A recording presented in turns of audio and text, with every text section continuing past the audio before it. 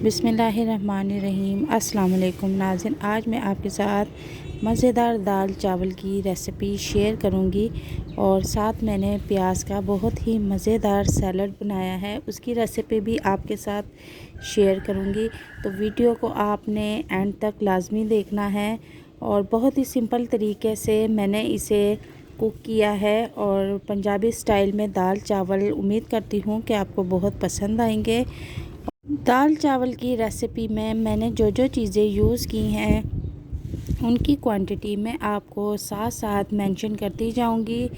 तो चलते हैं अपनी रेसिपी की तरफ और देखते हैं कि दाल चावल बनाने के लिए हमें किन चीज़ों की ज़रूरत पड़ती है। तो जनाब, सबसे पहले मैंने एक हांडी ली है, चूल्हे पे रखकर उसे अच्छी तरह से गर्म कर लिया है और उसमें मैंने 1 कप ऑयल ऐड किया है और ऑयल को मैंने अच्छी तरह से गर्म करके उसमें मैंने 2 अदद दरमियाने साइज़ के प्याज जो कि बारीक कट कर लिए थे वो ऐड किए हैं। प्याज को थोड़ा सा सौते करेंगे और इसके बाद मैं इसमें 1 चम्मच लहसुन और 1 चम्मच अदरक का पेस्ट ऐड कर दूंगी और थोड़ी देर के लिए इसे फ्राई करूंगी। तकरीबन 5 मिनट मैंने इसे फ्राई किया है। अब मैं इसमें लाल मिर्च पिसी हुई 1 चम्मच, हल्दी आधा चम्मच और 1 चम्मच पिसा हुआ साबुत धनिया ये मैंने हांडी में ऐड कर दिया है। और नमक आपने हस्बे ज़रूरत लेना है, अपने टेस्ट के मुताबिक आपने नमक यूज़ करना है और इसको हमने अच्छी तरह से फ्राई करना है। तो 5 मिनट मैंने इसको फ्राई किया है। अब मैं इसमें टमाटर ऐड करूँगी। तो टमाटर की क्वांटिटी मैं आपको बता दूं कि टमाटर मैंने दरमियाने साइज़ के 2 अदद लिए थे, उनको भी मैंने बारीक चॉप करके वो भी मैंने हांडी ऐड कर दिए हैं। और अब मैं इसे अच्छी तरह से फ्राई करूँगी जब तक से सारा मसाला अच्छी तरह पेस्ट ना बन जाए। तो मैं आपको बता दूँ कि मैंने 1 पाव चने की दाल ली थी और उसे मैंने अच्छी तरह से धो के आधे घंटे इसे भिगो के रखा हुआ है। तो जनाब, मैं अब इसमें 1 पाव मैंने दाल ली है तो 1 पाव ही मैंने चिकन लिया है और चिकन मैंने मसाले में ऐड कर दिया है। अब मैं चिकन को भी अच्छी तरह से फ्राई करूँगी और मसाले के साथ मैं इसे भूनूँगी। तकरीबन 10 मिनट मैं इसे फ्राई करूँगी। 1 पाव चने की दाल है और 1 पाव मैंने चिकन लिया है। उसको फ्राई करने के बाद मैं इसमें चने की दाल ऐड कर दूंगी और उसे भी तकरीबन 5 से 6 मिनट अच्छी तरह चिकन के साथ फ्राई करूंगी। अब चिकन को मैंने तकरीबन 6-7 मिनट फ्राई कर लिया है। अब मैं इसमें तकरीबन 3 से 4 गिलास के करीब पानी ऐड कर दूंगी। पानी ऐड करके मैं इसे कवर कर दूंगी और लो फ्लेम पे तकरीबन 40 से 45 मिनट के लिए रख दूंगी।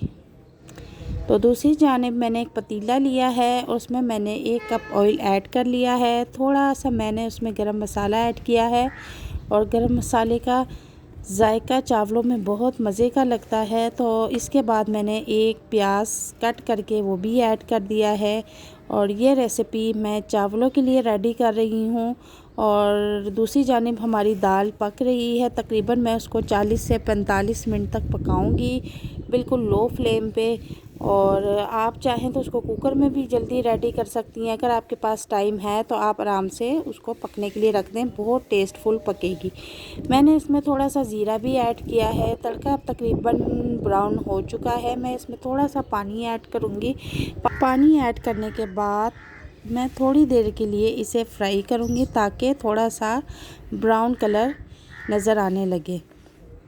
तो हम तड़के वाले चावल बना रहे हैं, तो तड़के वाले चावल थोड़े से ब्राउन कलर के पकते हैं तो बहुत मज़े के लगते हैं। अब पानी बॉईल हो चुका है तो मैंने इसमें तकरीबन मैंने 1 किलो चावल लिए हैं वो मैंने ऐड कर दिए हैं पानी में।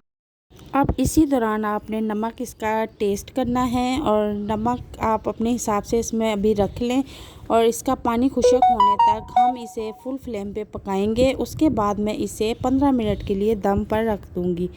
अब हम अपनी दाल को चेक करते हैं कि वो किस पोजीशन में है, क्योंकि दाल को पकते हुए तकरीबन 40 से 45 मिनट हो चुके हैं। दाल तकरीबन गल चुकी है और अब इसको थोड़ा सा घोटा देंगे, साथ इसको थोड़ा सा और गाढ़ा होने के लिए पकाएंगे और साथ साथ हम लकड़ी के चम्मच से इसको घोटा भी देते रहेंगे। इसके अंदर जो मैंने चिकन ऐड किया था ताकि वो भी अच्छी तरह से रेशे की शक्ल में आ जाए, और जो दाल थोड़ी सी हमारी साबुत खड़ी है तो ये भी थोड़ी सी घोटी जाएगी।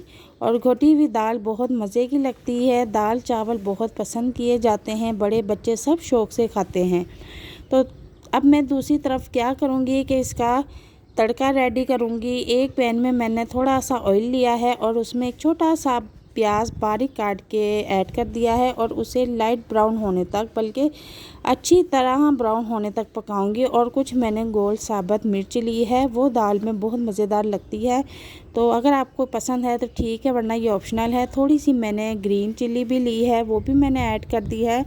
और अब इसमें मैंने थोड़ा सा ज़ीरा भी ऐड किया है। अब मैं दाल पर इसका बघार लगा दूँगी और इस वक्त बहुत टेस्टी खुशबू आ रही है, बहुत मज़ेदार दाल और चावल रेडी हुए हैं। दाल तकरीबन हमारी अब रेडी है। अब हम थोड़ी सी अब इसकी गार्निशिंग कर लेंगे। मैंने हरा धनिया बारीक कट करके रखा हुआ है और अब हरा धनिया भी मैं इसके ऊपर थोड़ा सा ऐड करूँगी। थोड़ा सा मैंने साबुत धनिया मोटा सा कूट के रखा हुआ था, वो भी थोड़ा सा इसके ऊपर ऐड करूँ। तो जनाब हमारी मज़ेदार दाल गोश्त रेडी है।